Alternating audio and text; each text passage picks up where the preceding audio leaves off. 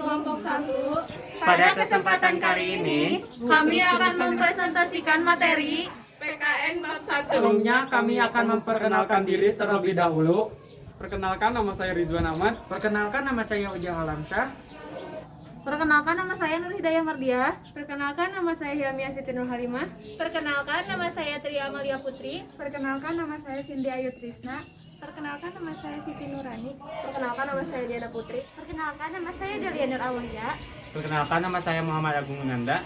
Perkenalkan, nama saya Agwa Syafira Anida. Baik, langsung saja ke materi yang pertama, yaitu makna hak dan kewajiban warga negara. Hak merupakan semua hal yang diperoleh atau dapatkan. Hal tersebut dapat berbentuk kewenangan atau kekuasaan untuk melakukan sesuatu. Setiap hak yang diperoleh merupakan akibat dan dilaksanakannya kewajiban. Dengan kata lain, hak baru bisa diperoleh apabila kewajiban sudah dilakukan. Hak asasi manusia adalah hak yang melekat pada diri setiap pribadi manusia. Berbeda dari pengertian hak warga negara merupakan seperangkat hak yang melekat dalam diri manusia dalam kedudukannya sebagai anggota warga negara. Sedangkan kewajiban warga negara dapat diartikan sebagai tindakan atau perbuatan yang harus dilakukan oleh seseorang warga negara, sebagaimana diatur dalam ketentuan perundang-undangan yang berlaku. Hak dan kewajiban warga negara merupakan dua hal yang saling berkaitan, sehingga tidak dapat dipisahkan, karena bagaimanapun dari kewajiban itulah muncul hak, dan begitupun sebaliknya. Baik, selanjutnya yaitu materi hak dan kewajiban warga negara dalam nilai-nilai Pancasila yang akan dijelaskan oleh Agwa Syafira Anida. Yang kedua yaitu hak dan kewajiban setiap warga negara dalam nilai dasar sila-sila Pancasila. Yang pertama yaitu sila ketuhanan yang Maha Esa, di mana setiap warga negara itu berhak untuk memeluk agama sesuai dengan kepercayaannya dan melaksanakan ibadah sesuai dengan ajaran agamanya masing-masing. Yang kedua yaitu sila kemanusiaan yang adil dan beradab, di mana menempatkan hak-hak setiap warga negara pada kedudukan yang sama dan memiliki hak-hak yang sama untuk mendapat jaminan dan perlindungan hukum. Ketiga yaitu sila persatuan Indonesia, di mana menjamin hak-hak setiap warga negara pada keberagaman yang terjadi pada masyarakat Indonesia, seperti mengembangkan budaya daerah untuk memperkaya budaya nasional. Yang keempat yaitu sila kerakyatan yang dipimpin oleh hikmah kebijaksanaan dalam permusyawaratan perwakilan yang dicerminkan dalam kehidupan pemerintahan, bernegara, dan bermasyarakat yang demokratis. Sila keempat ini menjamin partisipasi politik setiap warga negara yang diwujudkan dalam bentuk kebebasan berpendapat, berorganisasi, dan berpartisipasi dalam pemilihan umum. Yang terakhir yaitu sila keadilan sosial bagi seluruh rakyat Indonesia, di mana mengakui hak milik perorangan dan dilindungi pemanfaatannya oleh negara, serta memberikan kesempatan sebesar-besarnya pada masyarakat. Baik, yang selanjutnya itu hak dan kewajiban warga negara dalam nilai-nilai instrumental yang akan dijelaskan oleh Siti Nurani. Hak dan kewajiban negara dalam nilai instrumental sila-sila Pancasila. Nilai instrumental pada dasarnya merupakan nilai-nilai yang terkandung dalam Pancasila. Dengan kata lain, nilai instrumental merupakan pedoman pelaksanaan kelima Pancasila. Berikut ini diuraikan ke beberapa jenis hak dan kewajiban yang diatur dalam Undang-Undang Dasar Negara Republik Indonesia tahun 1945. Yaitu 1. Hak atas kewarganegaraan, 2. Kesamaan kedudukan dalam hukum dan pemerintahan, 3. Hak atas pekerjaan dan penghidupan yang layak bagi kemanusiaan, 4. Hak dan kewajiban bela negara, 5. Kemerdekaan berserikat dan berkumpul, 6. Kemerdekaan memeluk agama, 7. Pertahanan dan keamanan negara, 8. Hak mendapatkan pendidikan, 9. Kebudayaan nasional Indonesia, 10. Perekonomian nasional, 11. Kesejahteraan sosial. Baik, materi selanjutnya yaitu hak dan kewajiban warga negara dalam nilai-nilai praksis yang akan dijelaskan oleh Agung Gunanda. selanjutnya itu hak dan kewajiban warga negara dalam nilai praksi sila Pancasila. Nilai praksi sila Pancasila pada hakikatnya merupakan perwujudan dari nilai-nilai instrumental. Dengan kata lain, nilai praksi Pancasila merupakan realisasi dari ketentuan-ketentuan yang termuat dalam perundang-undangan yang diwujudkan dalam hidup dan tindakan kita sehari-hari. Nilai praksis Pancasila senantiasa berkembang dan dapat dilakukan perubahan maupun perbaikan.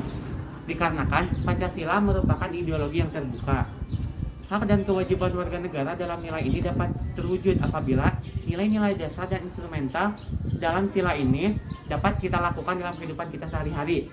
Oleh sebab itu, setiap warga negara harus menunjukkan sikap positif dalam kehidupan sehari-hari. Baik, yang selanjutnya yaitu materi penyebab terjadinya pelanggaran hak dan kewajiban warga negara yang akan dijelaskan oleh Delia Nur Aulia.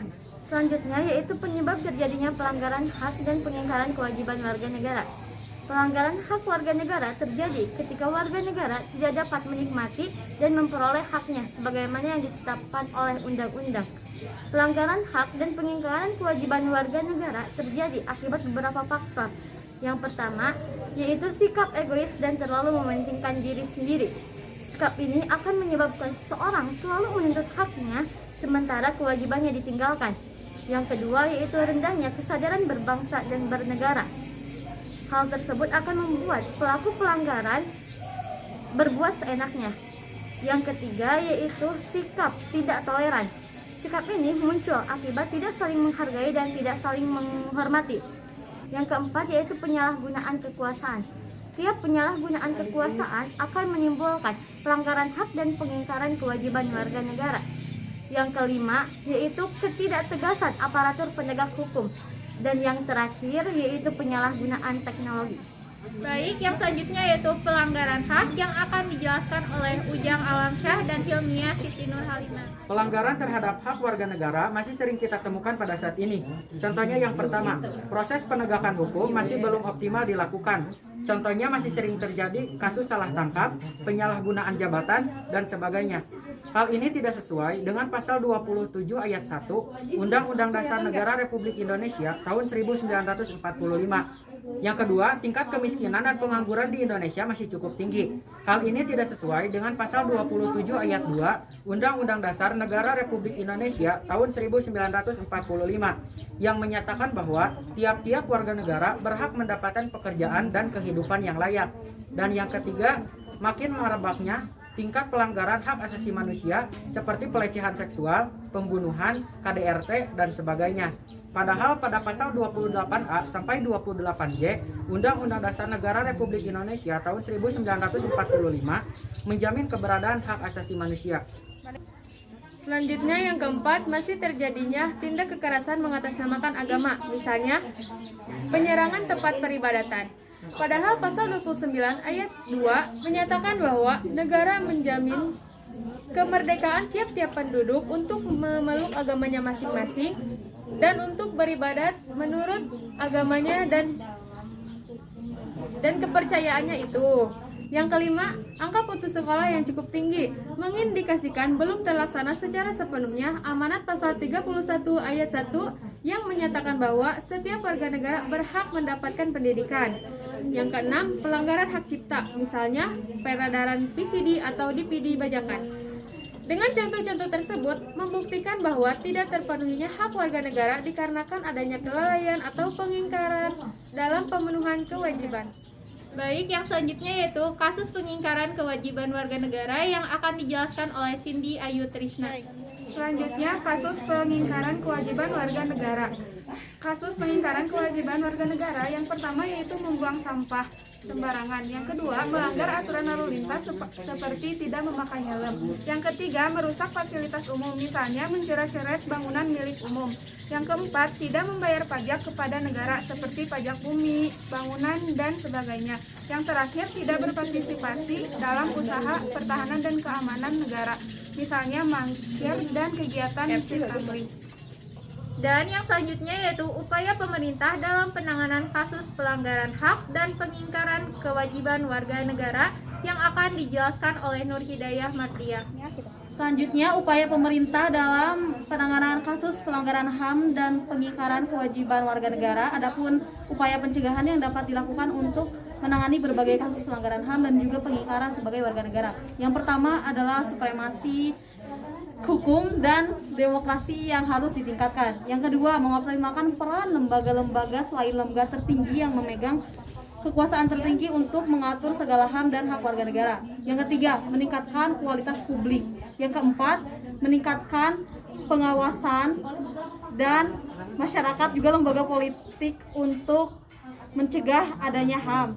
Yang kelima, meningkatkan penyebarluasan mengenai prinsip-prinsip kesadaran bernegara kepada masyarakat. Yang keenam, meningkatkan profesionalisme lembaga dan pertahanan negara. Dan yang terakhir, meningkatkan kerjasama yang harmonis antar kelompok atau golongan dalam masyarakat. Materi selanjutnya akan dilanjutkan oleh Ridwan Ahmad. Selain melakukan upaya pencegahan, pemerintah juga menangani berbagai kasus yang sudah terjadi. Tindakan penanganan dilakukan oleh lembaga negara yang mempunyai fungsi utama untuk menegakkan hukum seperti berikut. A. Kepolisian melakukan penanganan terhadap kasus-kasus yang berkaitan dengan pelanggaran terhadap hak warga negara untuk mendapatkan rasa aman. B. Tentara Nasional melakukan penanganan terhadap kasus-kasus yang berkaitan dengan gerakan separatisme, ancaman keamanan dari luar dan sebagainya.